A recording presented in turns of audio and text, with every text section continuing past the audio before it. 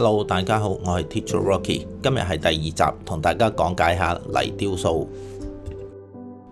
我今日會同大家示範一下人像雕塑基礎結構。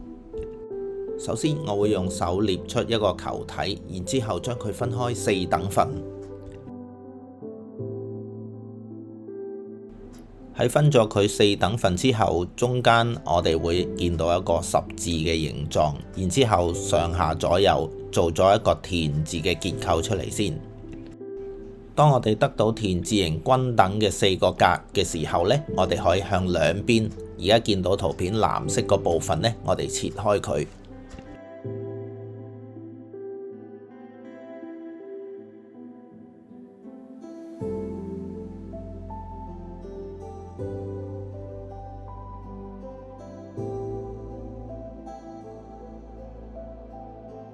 跟住落嚟呢，我哋量度一下田字形其中一格嘅高度啦。咁然之後呢，將佢加多一層嘅，就係總共打橫呢係有2格，打直呢係有3層嘅。就係大家而家見到左手邊嘅線稿顯示出嚟淺藍色箭嘴個部分，我哋延伸多一層，做佢個基本面型。好啦，當我哋咧加多咗一層嘅基本結構之後呢，我哋就量度翻佢大概均等嘅比例啦，將多餘嘅我哋切走佢。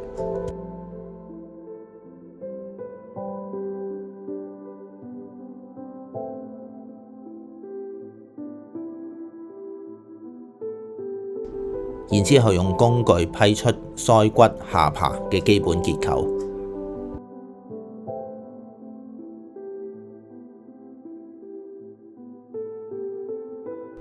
跟住落嚟，我哋喺第一行上面2個方格，每一個方格嘅中線拉一條線落嚟，就好似右手邊圖片我哋見到嘅一樣。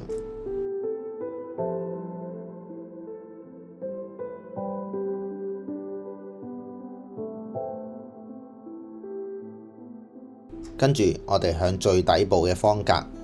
中間高少少嘅位置畫出嘴巴嘅基本距離。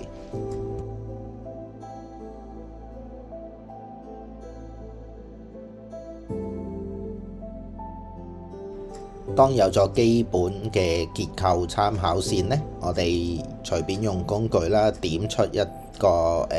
距離嘅位置，然之後將佢做一個裁切。大家見到右手邊參考圖淺藍色線嗰部分呢，我哋個裁切線呢係做咗一個等腰嘅三角形。呢一個只不過係一個好基礎嘅參考結構啦，並唔代表所有嘅人像呢都係根據呢個結構去處理嘅。因為泥雕裏面呢，我哋可以再有加減，因應呢嗰個我哋雕刻嗰個對象嗰個唔同嘅特徵啊，每個人都有唔同嘅面型嘅結構呢，我哋可以到時呢再作出加或者減唔同嘅修改。再跟住落嚟，我哋而家喺人面嘅骨架結構裏面呢，攞一個中線，然之後呢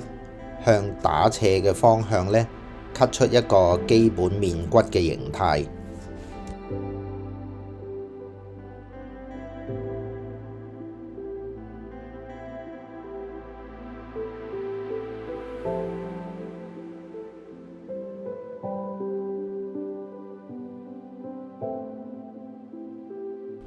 然後我哋喺額頭兩邊嘅位置用斜刀大概45度 cut 出頭骨嘅基本形態。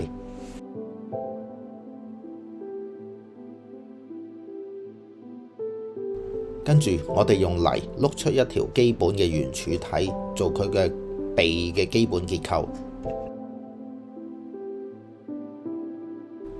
我哋可以做多少少嘅。喺放咗上去之後呢，我哋就再決定呢作適量嘅裁切，咁樣呢成個基礎呢就會好睇好多啦。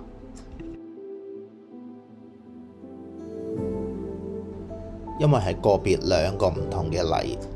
所以我哋呢用工具將佢 blend 埋一齊，等佢呢更加紮實同埋統一。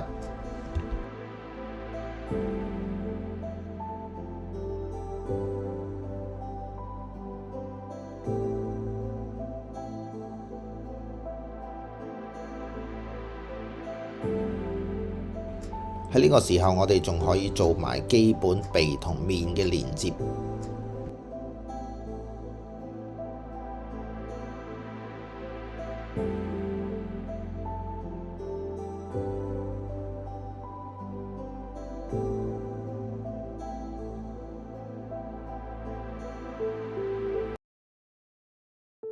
眼周圍嘅結構，我用圓柱體1開2搓成2個圓波仔，撳落去眼嘅位置。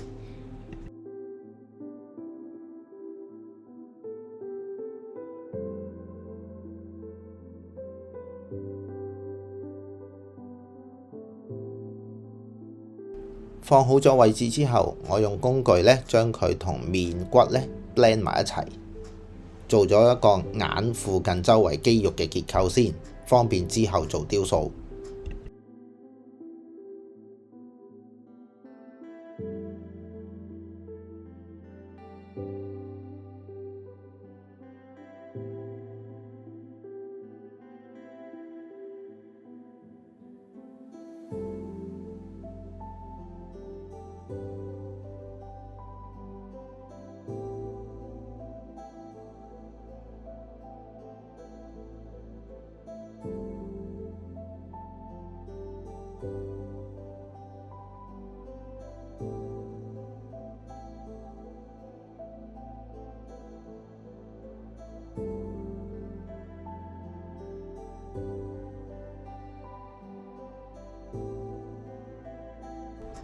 嘴嗰部分，我用少少泥咧就鋪上去，做咗嘴巴嘅基本立體形態先。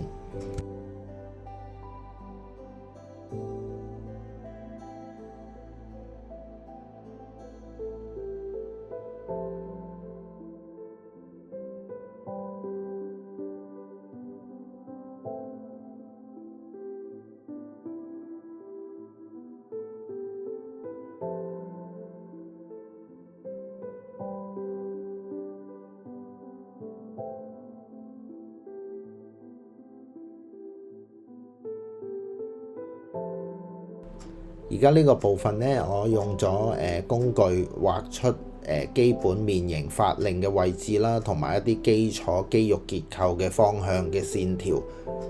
方便我日後呢係用泥呢做加減，有一個基本嘅定位。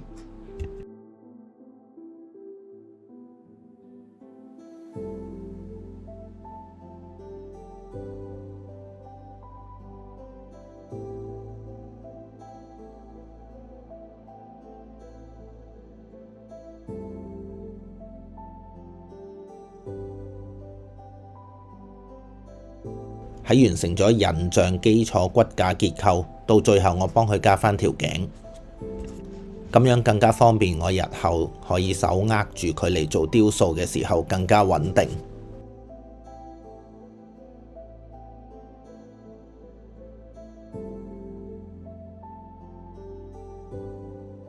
喺2個泥融合咗之後呢，我開始慢慢用刮咧修正返佢個基本結構。繪畫同雕塑嘅原理都係一樣嘅，我哋由大到細慢慢修正，咁樣會幫助到我哋喺創作嘅過程唔會太過集中喺某一點，而忽略咗其他結構嘅整體性。大家 like、subscribe、share， 支持我做更多有質素嘅影片示範。